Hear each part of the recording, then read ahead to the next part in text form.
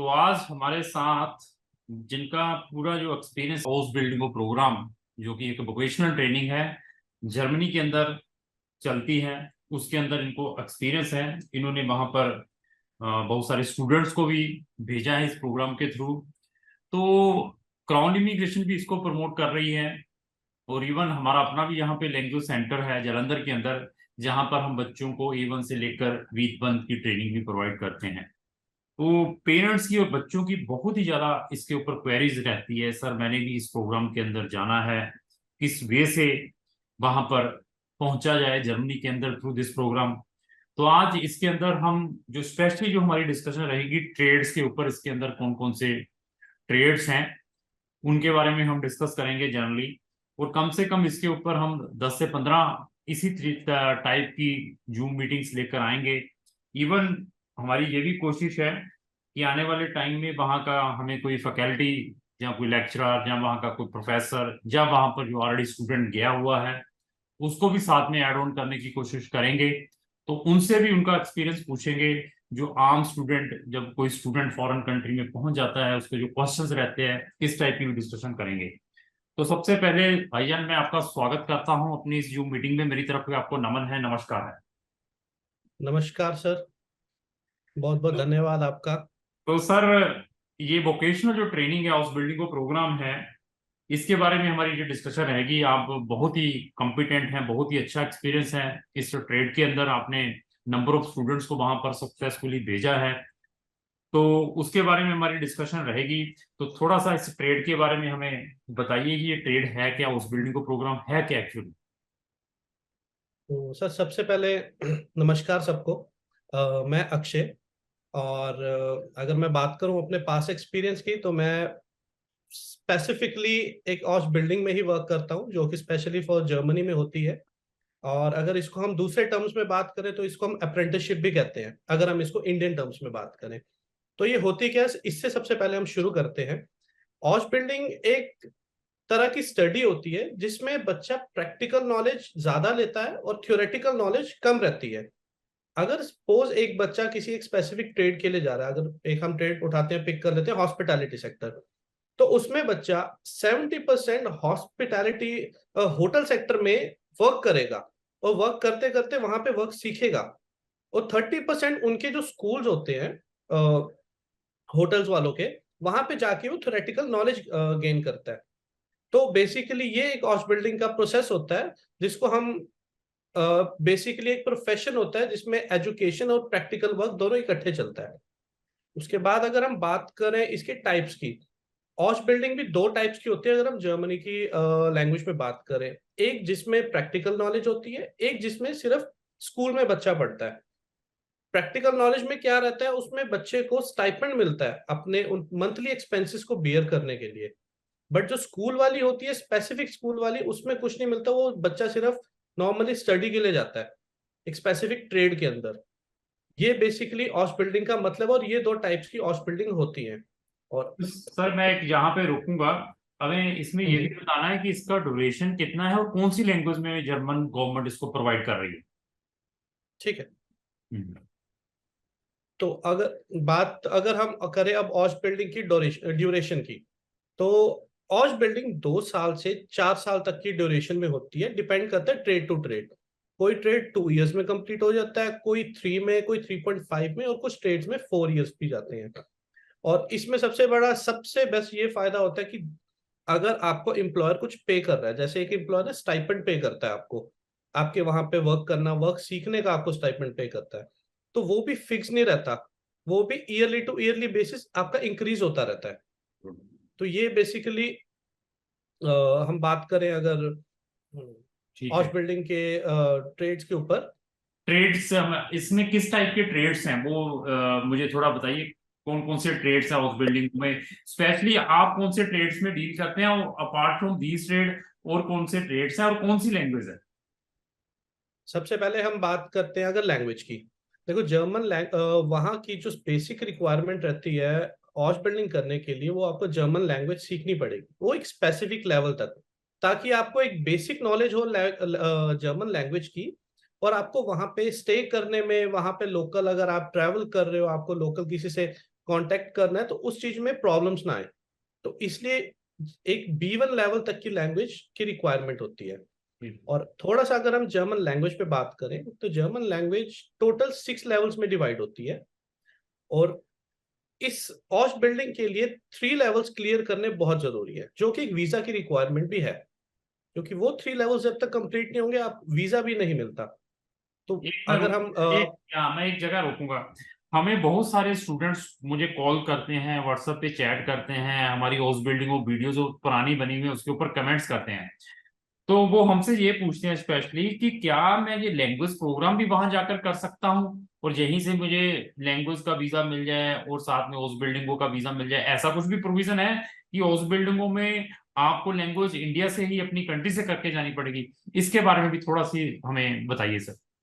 बिल्कुल सर, अगर हम बात करें ऑश बिल्डिंग की, अगर किसी स्टूडेंट को डायरेक्टली ऑश बिल्डिंग में जाना है फिर तो लैंग्वेज करना बहुत जरूरी है, क्योंकि मैंने जैसे अभी बताया कि B1 लेवल तक की लैंग्वेज की रिक्वायरमेंट रहती है ऑलमोस्ट हर एम्प्लॉयर की। और ओके। एक ये वीजा की रिक्वायरमेंट भी है। ओके। अगर किसी स्टूडेंट को वहां जाके ऑश बिल्डिंग करनी है और वहां जाके लैंग्वेज करनी है, तो पहले उसको स्टडी के बिहाफ पे वहां जाना पड़ेगा। वो लैंग्वेज उसको अपनी क्लियर करनी पड़ेगी। जब उसकी B1 क्लियर होगी उसके बाद वो ऑश बिल्डिंग अप्लाई कर सकता है। हाँ, मैं यहाँ पे रोकूंगा आपको। मैं अभी लैंग्वेज के ऊपर आ जाता हूँ। जैसे आपने कहा कि लैंग्वेज लेकर वहां जाना पड़ेगा, वहां जाके इसको फिर हाउस बिल्डिंग को करनी पड़ेगी जब वो लेवल अचीव कर लेगा। तो इस कंडीशन में मैं सब जितने भी हमारे चैनल को व्यूअर्स देख रहे हैं उनसे मैं बता देता हूँ, जर्मनी एम्बेसी जो इंडिया के अंदर लोकेटेड है किसी भी यूरिडिक्शन के अंदर, they are not giving the visa just for language program. तो अभी उन सबको मैंने क्लियर कर दिया है। अभी कल आप हमें कहें कि सर मेरा वहां पर एक प्राइवेट इंस्टीट्यूशन में एडमिशन हो गया है B1 का, B2 लेवल तक का, उसने 5,000 6,000 यूरो मांग ली है, मेरा वीजा अप्लाई कर दो। वो बच्चे अपने टाइम और अपनी मनी वेस्ट कर रहे हैं। ऐसे मेरे पास नंबर ऑफ केसेस आते हैं आफ्टर रिफ्यूजल कि सर उस एजेंट ने मुझे लैंग्वेज के लिए डाला था, मेरा वीजा रिफ्यूज हो गया है, ना ही वहां से मेरी इंस्टीट्यूशन से फीस रिफंड आ रही है। तो वो बच्चों को मैं फिर बता देता हूं कि they will not do these type of things. और हाउस बिल्डिंग को सर ने बता दिया है, they are not giving the conditional admission. Conditional admission का मीन्स ये है कि जिसके अंदर वो आपको कंडीशन लगाकर एडमिशन भेज देते हैं कि आप अपनी लैंग्वेज यहाँ आकर स्टार्ट कर लें तो उसके बाद हम आपको फर्दर एडमिशन दे देंगे। इस बेस के ऊपर भी एडमिशन नहीं मिलता। तो बहुत अच्छा आपने सर क्लियर किया है। तो अभी आपने बता दिया कि इंटायर इन जर्मन लैंग्वेज के अंदर है। तो ट्रेड्स के बारे में डिस्कस करिए थोड़ा सा, जो वहां पर कौन कौन से ट्रेड्स हैं जो आप डील बिल्कुल कर सर। रहे हैं, आपके पास कौन कौन से ट्रेड्स हैं अपार्ट फ्रॉम दीज ट्रेड्स, और किन टाइप के ट्रेड्स वहां पर बच्चों को मिल सकते हैं? अगर सर अभी अगर मैं बात अपनी करूं तो हम इस टाइम पे 3 मेजर सेक्टर्स में डील कर रहे हैं। एक आता है टेक्निकल ट्रेड्स, जिसमें सारे बीटेक के स्टूडेंट्स, नॉन मेडिकल स्टूडेंट्स के लिए वो एप्लीकेबल रहते हैं। एक आता है होटल मैनेजमेंट, जिसके अंदर सेम 4 अलग ट्रेड्स हैं, जैसे कि होटल एक्सपर्ट हो गया, रेस्टोरेंट एक्सपर्ट हो गया, और उसके बाद शेफ हो गया। If anyone wants to go for in a specific trade, just he और शी वांट टू लर्न ऑश बिल्डिंग इन शेफ, तो एक शेफ ट्रेड है अलग से। और उसके बाद एक है क्विक सर्विस रेस्टोरेंट, QSR। ठीक है। इसमें जस्ट लाइक मैकडोनल्ड्स हो गया, बर्गर किंग हो गया, ऐसे रेस्टोरेंट्स आते हैं। और इसके बाद हमारे पास एक ट्रेड है हेल्थ केयर सेक्टर का, जिसमें स्पेसिफिकली नर्सिंग है। अभी के लिए जो हमारे पास ये ट्रेड्स अवेलेबल हैं। और टेक्निकल में भी अराउंड अराउंड 3 to 4 ट्रेड्स हैं अलग अलग, जो इस टाइम पे अवेलेबल है। वेरी। जैसे कि मैं आपको एक हाँ, बताइए। एग्जाम्पल दे देता हूँ। जैसे कि मैकाट्रॉनिक्स हो गया, फूड टेक्नीशियन हो गया, प्लांट मैकेनिक हो गया, इलेक्ट्रॉनिक्स हो गया। तो ये जो ITI सेक्टर्स के बच्चे होते हैं ना, उनके लिए बहुत बेस्ट चीज है। किसी को इलेक्ट्रीशियन प्रॉपर उसमें जाना है और किसी ने मैकेनिकल में कर रखा है तो उसको मैकाट्रॉनिक्स के लिए, तो ये उनके लिए बहुत बेस्ट ट्रेड्स है। तो और इसमें, अगर हम हाँ, इसमें बच्चों का क्वेश्चन आता है आगे से मुझे, जब मैं ट्रेड्स के बारे में बताता हूँ वो बच्चे मुझे कहते हैं कि क्या इसमें एडमिशन्स लेने के लिए बच्चे ने जस्ट अपनी 12th की होनी चाहिए, या उसके पास कोई डिप्लोमा या पॉलिटेक्निक का या ITI का सर्टिफिकेट होना चाहिए, या बीटेक की होनी चाहिए, या उसने टूरिज्म सेक्टर से कोई अपना डिप्लोमा या डिग्री की होनी चाहिए, या सिर्फ आफ्टर 12th फ्रेशर स्टूडेंट्स जिसके पास B1 है वो डायरेक्टली एडमिशन लेगा, या आफ्टर डिप्लोमा लेगा इंडिया से डिप्लोमा करने के बाद?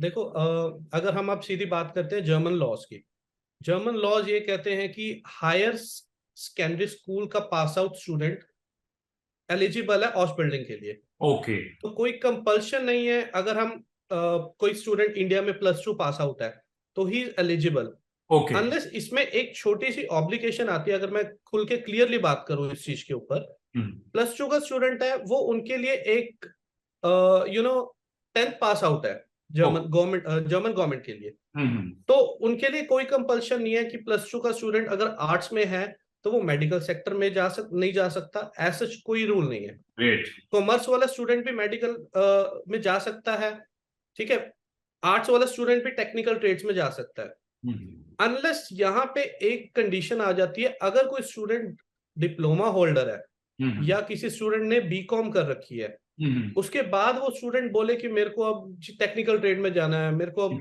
नर्सिंग के लिए जाना है, तो वहां पे देखो मैं वहां पे कुछ डाउट्स निकल आते हैं एम्प्लॉयर की साइड से भी, जब एम्बेसी के साइड से भी वीसा देने के टाइम पे।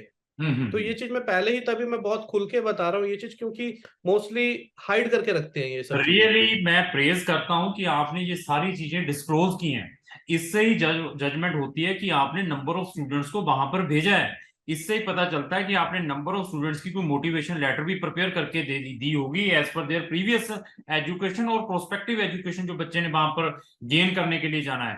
तो दिस इज वेरी गुड कि आपने ओपनली ये भी चीज क्लियर की है, क्योंकि बहुत सारे कंसल्टेंट इन चीजों को क्लियर नहीं करते। वो तो यही करते रजिस्टर्ड कर लो, देखा जाएगा उसके बाद क्या होगा।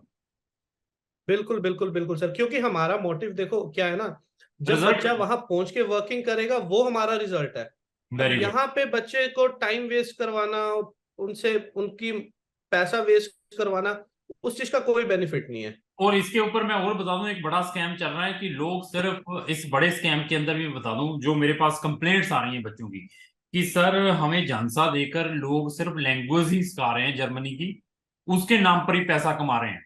ऐसी कंप्लेंट्स आ रही हैं। उसके बाद जिनके पास वो लैंग्वेज सीखते हैं उनको कुछ भी मालूम नहीं है कि बच्चे ने किस तरीके से हाउस बिल्डिंग को करने के लिए जाना है। वो सिर्फ लैंग्वेज के नाम पर 20-20 25-25 हजार रुपया ले रहे हैं एक एक लैंग्वेज लेवल सिखाने का। तो उनको कोई नॉलेज नहीं है उस बिल्डिंगों की कि किस तरीके से वहां बच्चे ने जाना है, क्या करना है। तो आपने बहुत अच्छी तरह क्लियर किया है सब ट्रेड्स के बारे में, कौन से बच्चे यहाँ पर जा सकते हैं। इवन मैं दोबारा भी रिपीट कर दूं कि जो बच्चा रिसेंटली भी पास आउट है, जिसने जस्ट 12th की है और साथ में जिसके पास V1 है, वो एलिजिबल है। और सर ने ये भी क्लियर कर दिया है वो बच्चा किसी भी स्ट्रीम में जा सकता है। अगर उसने इंजीनियरिंग में जाना है, इवन किसी भी स्ट्रीम का वो स्टूडेंट है, वो इंजीनियरिंग में भी जा सकता है, मेडिकल में भी जा सकता है, ह्यूमैनिटी में तो जा ही सकता है, हॉस्पिटैलिटी में जिसको कहते हैं। तो दिस इज प्लस पॉइंट। जो ऐसा प्रोविजन है वो सिर्फ एक और भी कंट्री है, फिनलैंड। फिनलैंड में भी सेम लाइक दैट। तो जो आपने बताया है इसका जर्मनी का, तो बहुत अच्छा तरीके से आपने समझाया। तो लैंग्वेज सर, बच्चों की एक मुझे बहुत क्वेश्चन आते हैं इसके ऊपर भी। बच्चे मुझे बार बार पूछते हैं कि सर ये जो हाउस बिल्डिंग को प्रोग्राम है, वोकेशनल प्रोग्राम है, क्या इंग्लिश में भी है वहां पर? नहीं सर, मैं आपको देखो क्लियरली बात करूं, इंग्लिश अगर हम जर्मन की बात करें ना, वहां पे सिर्फ एक आईटी सेक्टर, वो भी अगर जॉब की बात करें, वर्क परमिट की बात करें, एक आईटी सेक्टर और थोड़ा बहुत इन होटल मैनेजमेंट में शेफ, ओके या वो ट्रेड्स जैसे वेयर हाउस में वर्किंग हो रही है, वो ट्रेड्स जहाँ पे आपकी कोई इंटरेक्शन नहीं है, वहां पे वो आपकी लैंग्वेज ना हो तो वो पिक कर लेते हैं। अदर बट एक्चुअल क्या है इस टाइम पे हमारे पास जो ट्रेड है, अगर हम नर्सिंग की बात करें, अब नर्सिंग में सारी इंटरेक्शन उनकी पेशेंट से रहनी है, जब तक लैंग्वेज नहीं आएगी तब तक कोई फायदा नहीं। ठीक ठीक ठीक ठीक ठीक ठीक। तो लैंग्वेज मैंडेटरी है, वो सीख कर ही जानी पड़ेगी B1। तो अभी B1 तक मैंडेटरी है। B1 भी कर ली बच्चे ने, बच्चे का 12th पास आउट है। अभी 12th का ऊपर क्वेश्चन एक और आता है हमसे कि क्या 12th में कोई मिनिमम परसेंटेज या कोई स्पेसिफिक बोर्ड के बारे में भी बताया है कि आपका जो 12th है सिर्फ स्टेट बोर्ड से नहीं होनी चाहिए, CBSE ICSE बोर्ड से होनी चाहिए? उसके बारे में भी थोड़ा सा हमें नॉलेज प्रोवाइड करें सर। जी बिल्कुल बिल्कुल, ऐसा बोर्ड का कोई मैंडेटरी नहीं है। हाँ, अनलेस एक चीज ये जरूर रहती है कि सपोज अब हमारे पास एक ट्रेड है कंस्ट्रक्शन का, ओके अब उसमें उसमें मैथ्स होना कंपल्शन है। अच्छा अच्छा ठीक है। क्योंकि ठीक यहाँ के और वहाँ के कंस्ट्रक्शन कंपनीज का बहुत डिफरेंस है, वर्क करने का, वर्क ठीक कल्चर का, वर्क स्टाइल का बहुत डिफरेंस है। ठीक तो ठीक वो मैथ्स मांगते हैं कि एक बच्चे को कैलकुलेटिव होना चाहिए कि अगर उसको कोई वहां पे कंस्ट्रक्शन फील्ड पे वर्क दिया है तो एटलीस्ट उसको वो कैलकुलेशन आनी चाहिए। ठीक ठीक ठीक सेम एज टेक्निकल बैकग्राउंड्स में अगर कोई स्टूडेंट, ये एक जस्ट प्लस पॉइंट हम कंसीडर कर सकते हैं। ठीक है अगर टेक्निकल बैकग्राउंड में उसके पास साइंस है तो वो उसके लिए एक प्लस पॉइंट है। ठीक है। तो उसमें क्या रहता है ना कि एक अच्छी कंपनीज पिक कर हो सकती हैं उनको, मतलब एक अच्छी कंपनीज हायर कर सकती है उनको। तो बहुत अच्छी तरह आपने क्लियर कर दिया इन चीजों के बारे में। तो मैं देखो ज्यादा टाइम नहीं लूंगा। वीडियो अगर हम ज्यादा लंबी चौड़ी भी बनाते हैं लोग तो देखेंगे जरूर। मैं चाहता हूं कि इसको हम छोटे छोटे पार्ट में लेकर आए ताकि सब बिल्कुल लोग बिल्कुल इसको बिल्कुल। सिस्टमेटिकली देखें। तो आने वाली जो हमारी वीडियोस रहेंगी, ट्रेड्स के बारे में बता दिया, मैं वेजेस के बारे में जरूर पूछूंगा कि वहां पर स्टाइपेंड कितना मिलता है।